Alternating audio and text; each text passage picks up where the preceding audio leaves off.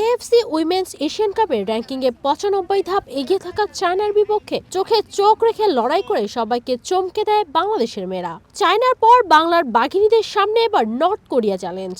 FIFA র্যাঙ্কিংয়ে যারা আছে সেরা ১০-এ, আর এশিয়ায় অবস্থান দ্বিতীয়।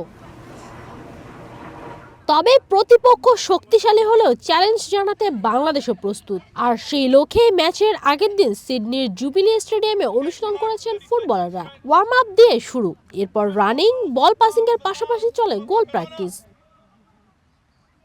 অনুশীলন শেষে প্রি ম্যাচ প্রেস কনফারেন্সে কোচ পিটার বাটলারও জানালেন প্রতিপক্ষকে এক চুল ছাড় না দেবার কথা। নর্থ কোরিয়ার টেকনিক্যালি দারুণ দক্ষ ও প্রতিভাবান দল। আমি বাস্তববাদী মানুষ, জানি এই ম্যাচ জেতা আমাদের জন্য বিশাল চ্যালেঞ্জের। তবে আমরা রক্ষণভাগ সামলে বসে থাকবো না, লড়াই করব।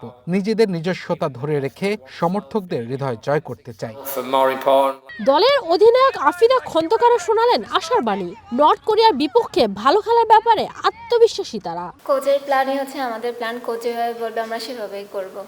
আমরা অবশ্যই চেষ্টা করব যে আমরা ভালো খেলবো, বাকিটার রেজাল্ট তো বলেই দিবে যে কি হয় না হয়। কৌশলগত কারণ আর পার্থে পরের ম্যাচ খেলার কথা মাথায় রেখে বেশ কিছু পরিবর্তন আসবে এই ম্যাচে। আর সেই পরিবর্তন ইতিবাচক ফল নিয়ে আসবে বলে প্রত্যাশা বাংলাদেশ দলের হেড কোচের।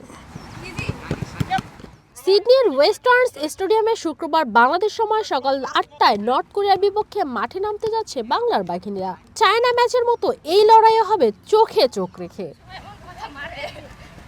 নিবেদিতা বিনতে ওয়াদুদ, ওয়ান স্পোর্টস ডেস্ক।